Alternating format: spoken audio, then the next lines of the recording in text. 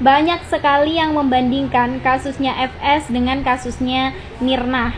Tapi kalau menurutku lebih rumit kasusnya Mirna, di mana hakim memvonis 20 tahun penjara untuk Jessica Kumala Wongso. Hola netizen yang terhormat, kasus kopi sianida kembali hangat menjadi buah bibir publik di tanah air setelah film dokumenter Ice Cold Murder Kopian Jessica Wongso dirilis dan tayang di Netflix pada akhir September 2023 lalu. Yang terbaru, nama Ferdy Sambo terpidana dalam kasus pembunuhan Brigadir J juga terseret ke dalam kasus kopi sianida yang telah menewaskan Wayan Mirna Salihin itu. Ferdy Sambo terseret kasus yang menjerat Jessica Wongso tersebut karena film dokumenter berdurasi 1,5 jam itu menayangkan foto Krisnamurti dan Ferdy Sambo. Diketahui Ferdy Sambo memang salah satu penyidik dalam kasus kopi sianida ketika itu. Kendati demikian, ayah Mirna, Edi Darmawan Salihin mengklarifikasi bahwa Ferdy Sambo tidak terlibat dalam kasus yang menewaskan anaknya. Meski begitu, pernyataan Edi Darmawan tersebut nampaknya tidak membendung komentar miring netizen yang budiman terhadap Ferdy Sambo. Imbasnya, akun media sosial anak sulungnya, Trisha, menjadi sasaran netizen yang berbakti meluapkan komentar pedasnya. Terbukti beberapa waktu lalu Trisha mengunggah foto bersama teman-temannya. Unggahan Trisha tersebut langsung dikerumuni komentar terkait ayahnya yang disebut-sebut dalam kasus Wayan Mirna Salihin itu. Nah, gimana nih menurut netizen yang maha benar? Silahkan berkomentar ya. Gue capek nontonin Jessica mulu, Jessica. Tahu gak pengennya apa gue? Sini, Oto Hasibuan duduk, Edi duduk lu semua. Jessica duduk nih. Siapa ya? Mirna gak bisa, udah meninggal. Duduk lu ngobrol anjing berempat. Pusing banget gue nonton. Netizen juga tiba-tiba tahu banget nih kayaknya nih, akrab banget sama Wang Oto, sama Capa Pak Edi. Semua kenal, semua tetangga kayaknya. Nih kalau bisa nih cepet-cepet nih masuk ke persidangan lagi nih. Pusing kepala gue nonton ini Jessica Mirna Banyak sekali yang membandingkan kasusnya FS dengan kasusnya Mirna. Tapi kalau menurutku lebih rumit kasusnya Mirna, di mana hakim memvonis 20 tahun penjara untuk Jessica Kumala Wongso. Di mana ini 20 tahun penjara itu biasanya diberikan kepada seseorang yang melakukan kejahatan besar disertai bukti yang kuat. Tapi kasus ini Jessica tidak terbukti secara kuat telah membunuh Mirna. Gak tahu kenapa, tapi menurutku di kasus ini banyak sekali kejanggalan. Mulai dari tidak bolehnya dilakukan otopsi ulang karena pihak keluarga menolak, tidak boleh oleh pihak kepolisian, tapi surat dari kepolisian untuk mengotopsi ada. Yang kedua, hanya ditemukan 0,2 mg sianida di lambung Mirna yang banyak sekali para ahli mengatakan itu sangat tidak mungkin untuk membunuh manusia. Yang ketiga nih, biasanya orang yang meninggal karena sianida itu badannya memerah bukan membiru. Itu yang dikatakan para ahli ya.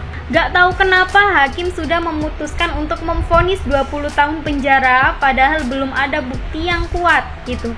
Aku sih sangat mengharapkan kasus ini dibuka lagi biar bisa dikawal oleh masyarakat agar bisa mendapatkan keadilan yang sebesar-besarnya, baik untuk pihak keluarga yang ditinggalkan ataupun untuk Jessica Kumala Wongso. Karena kalau salah hukum ya gimana, masa iya orang yang gak bersalah dihukum?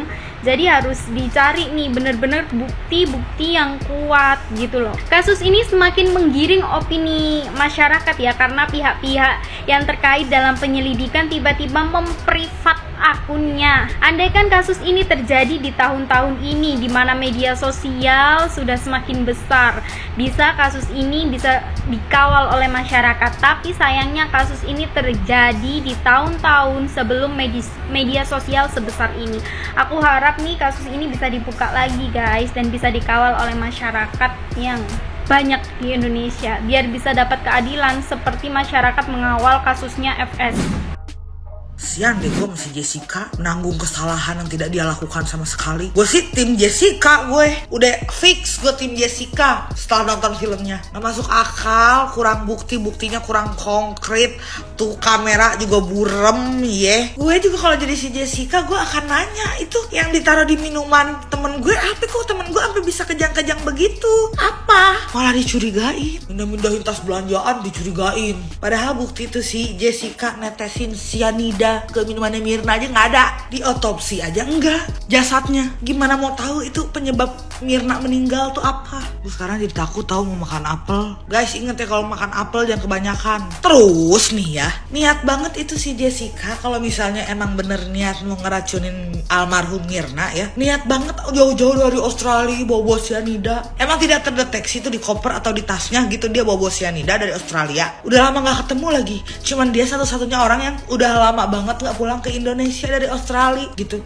Niat banget kalau sampai kayak kayaknya gue bunuh temen gue deh di cafe gitu. It's very very very impossible, you know. Keluar nih Inggris. Justice for Jessica pokoknya kalau gue. Belum lagi tuh di film itu orang-orang tolol ditanya, orang-orang tolol di jalan ditanya gitu. Iya kayaknya dari mukanya sih kelihatannya sih orang jahat. Cenayang lo, psikolog lo. Muka-muka tipe orang pendendam.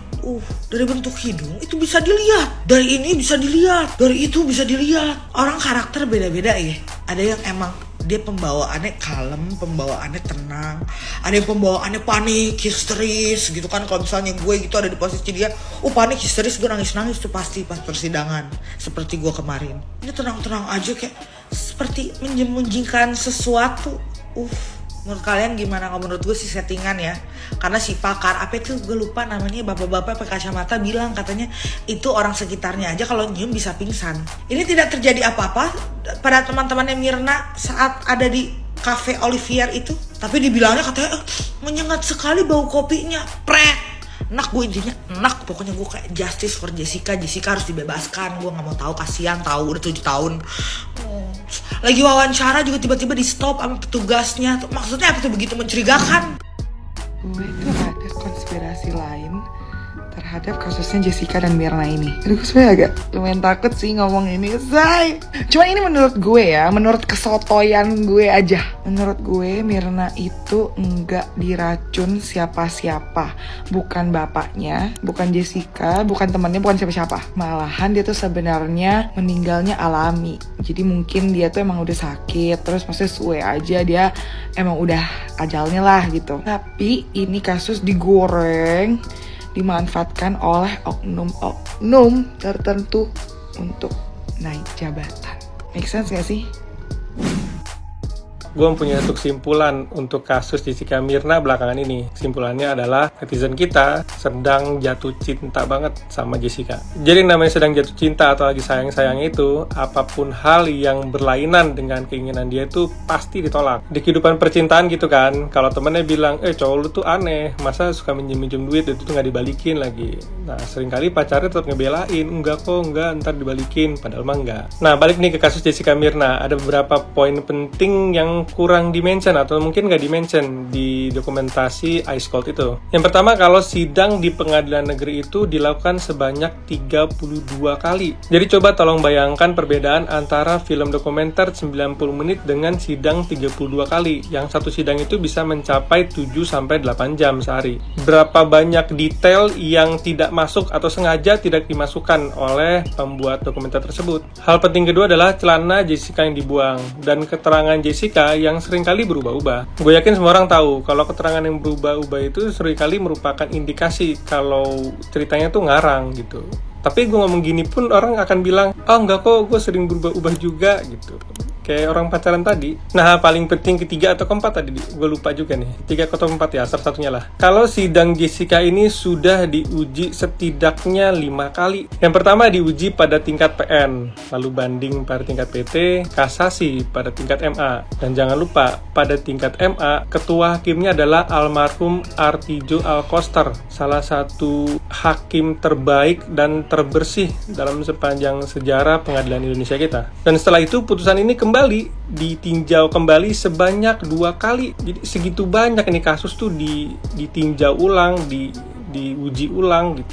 Nggak cuma satu putusan selesai udah gitu, enggak. Yang terakhir nih, gue tau lah kalau netizen kita tuh sedang cinta-cintanya atau lagi sayang-sayangnya nih sama Jessica. Tapi tolonglah, masa sampai menghujat orang di sosial media, sampai beberapa akun itu harus ditutup karena hujatan-hujatan kalian gitu. Berbeda pendapat sih boleh-boleh aja, tapi kalau sampai meneror akun sosial media orang tuh berlebihan gitu.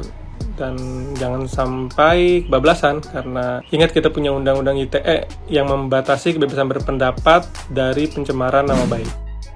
Guys, dari kasusnya Mirna aku banyak belajar hal. Yang pertama, kalau janjian dengan siapapun, jangan pernah memesankan makanan atau minuman buat mereka. Apalagi kita nggak tahu histori kesehatannya, kalau mati kita masuk penjara. Lalu yang kedua, kalau beli apapun, paper bag, misalnya janjian dengan siapapun, jangan pernah taruh di meja menghalangi CCTV. Nanti kalau mati masuk penjara.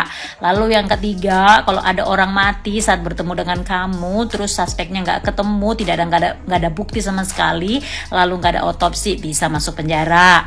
Terus kalau kalian habis ketemu orang, itu baju kalau misalnya udah rusak atau apapun, jangan dibuang dulu. Pastikan dulu teman Anda belum meninggal 1x24 jam, karena begitu meninggal terus kalian dicari, itu kalian buang, bisa masuk penjara.